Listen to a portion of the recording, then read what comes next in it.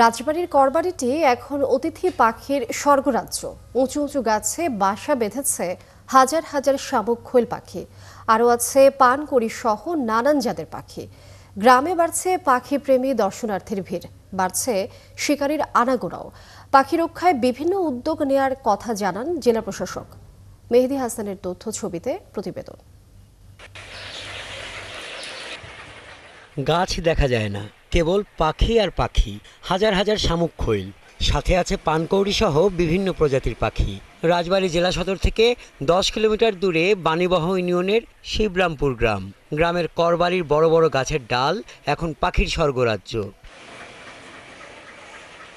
গ্রামের লোকজন বলছেন, গ্রামের পাশ দিয়ে বয়ে যাওয়া খাল আর ফসলি জমির শামুক ঝিনুক আর মাছ খেয়ে জীবন বাঁচায় পাখিগুলো। এত পরিমাণ পাখি, 20,000 উর্ধ্বে পাখি প্লাস। আমরা চাচ্ছি যে এটা সরকার থেকে উদ্যোগ নিক, আর এটা যাতে কেউ না মারতে পারে। এত কাল আসে না, এই যে 2 বছর ধরে দুই একটা আস্তে আস্তে আস্তে আস্তে এখন একবারে অনেক হয়ে হাজার হাজার পাখি হয়ে গেছে। ভালোই দেখা যায়, পোলাহান মারবার লেখাতে দেই, পোলাহান রে দাবরাই দেই। এলাকার মানুষের অকৃত্রিম ভালোবাসায় নিরাপদ আশ্রয় ভেবে পাখির প্রজনন কেন্দ্র হয়ে উঠেছে গাছগুলো। পাখির গ্রাম হিসেবেও পরিচিতি পাওয়া করবাড়ি এলাকায় প্রতিনিয়ত ভিড় বাড়ছে দর্শনার্থীদের। বিকালে বেশি দেখা যায়, মেলা দূরে যায় বইছে, ডালে ডালে যায় বইছে, গাছে গাছে যায় বসে, অনেক দূরে দূরে চলে যায়। তারপরে বিকালে আসে অনেক পাখি। আর মেলা জায়গাতে লোকজন আসে ভিডিও করে নিয়ে যায়। তারপর অনেক জায়গাতে লোক আসে, বেশি জালে ওই লাইনে চলে যায় পাখি, আবার ডালমাল নিয়ে এসে বাসা বানাইছে। আমরা যেন প্রত্যেক বছরে সেই পাখিগুলো দেখতে পারি, এটাই আমার চাওয়া। আনাগোনা বেড়েছে পাখি শিকারীদেরও, বলছেন এলাকার জীব বৈচিত্র্য রক্ষা কমিটির লোকজন। টর্চলাইট মেরা, ঢিল ছোড়া যেরকম বিরক্তির কারণ, এরকম ওখানে অসংখ্য মানুষ ছুটে যাওয়াটাও আমার মনে হচ্ছে না যে এটা ঠিক হচ্ছে। এরা অতিথি পাখি পরিবেশের জন্যেই এরা এসেছে। আমরা মনে করি যে এখানে প্রশাসনের নজরদারিটা খুব দরকার। পাখি রক্ষায় পরিবেশ অধিদপ্তর ও বন বিভাগকে নিয়ে সব ধরনের উদ্যোগ গ্রহণ করার কথা জানান জেলা প্রশাসক। জেলা পরিবেশ অধিদপ্তরের যে কর্মকর্তা এবং আমাদের বন বিভাগের সাথে বিষয়টি নিয়ে আলোচনা করব এবং তাদেরকে দায়িত্ব প্রদান করব যে তারা দেখে আসার জন্য যে এই পাখিগুলো সংরক্ষণের ক্ষেত্রে তাদের দপ্তর এবং জেলা প্রশাসনের পক্ষ থেকে আমরা কি কি উদ্যোগ গ্রহণ করতে পারি। এলাকাবাসীর তথ্য মতে প্রথম থেকে কম থাকলেও এখন রাজবাড়ির করবাড়িতে শতাধিক গাছে বাসা বেঁধেছে কমপক্ষে 50,000 শামুক খৈল, পানকৌড়ি সহ নানান জাতের পাখি। হাসান আহমেদ, 71।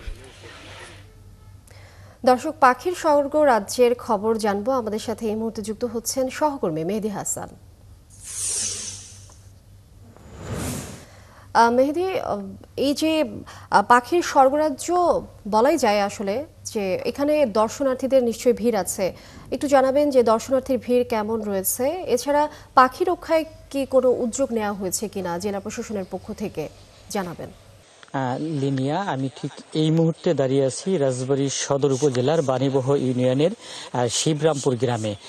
আপনি প্রতিবেদনটিতে যেমনটি দেখছিলেন, ঠিক আমার পেছনটিতেই রাজবাড়ির শিবরামপুরের যে করবাড়ি রয়েছে, সেই করবাড়িতে কিন্তু বাসা বেঁধেছে শত শত, বললে ভুল হবে, হাজার হাজার আর পাখি, অতিথি পাখি।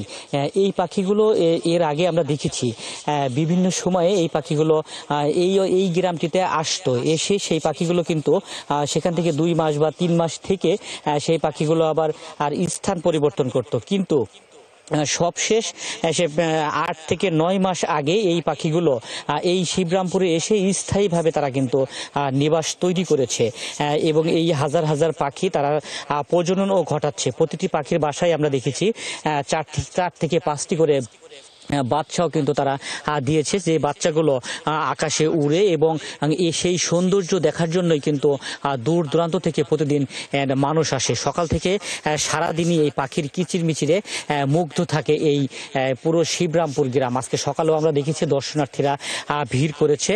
তবে যেহেতু পাখিগুলো খাবারের সন্ধানে সকাল থেকেই কিন্তু বিভিন্ন অঞ্চলে ছুটে যায়, বিভিন্ন বিল, খাল, বিল মাছ সংগ্রহ করার জন্য, তাদের সন্তানদের জন্য মাছ সংগ্রহ করার জন্য ছুটে যায়। আবার সেই পাখিগুলো বিকেলবেলা কিন্তু তাদের এই আবাসস্থলে ফিরে আসে। ঠিক বিকেলবেলায় এই অঞ্চলটিতে কিন্তু শত শত মানুষ দূর দূরান্ত থেকে মোটরসাইকেল নিয়ে, রিক্সা নিয়ে, অটো নিয়ে, বিভিন্ন ধরনের যানবাহনে তারা কিন্তু এই অঞ্চলটিতে ভিড় করে। আমরা দেখেছি একদম মুখর থাকে এই এলাকাটি। আর পাখি সংরক্ষণের বিষয়টি আপনি জানতে চেয়েছেন, আমরা এই বিষয়টি নিয়ে বন বিভাগের সাথে কথা বলেছি। এই বিষয়টি নিয়ে আমরা স্থানীয় জেলা প্রশাসনের সাথে কথা বলেছি। বন বিভাগ বলছে পাখি সংরক্ষণের জন্য কেউ যাতে দুষ্টচক্র পাখিকে বিরক্ত করতে না পারে সেজন্য তারা প্রতিদিন পাহারা দিচ্ছেন।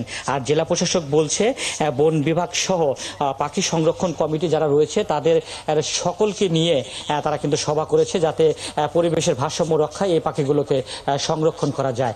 লিনিয়া, অনেক ধন্যবাদ মেহেদী হাসান আপনাকে যুক্ত হবার জন্য। দর্শক, পাখির স্বর্গ রাজ্যের খবরাখবর আমাদেরকে জানাচ্ছিলেন সহকর্মী মেহেদী হাসান।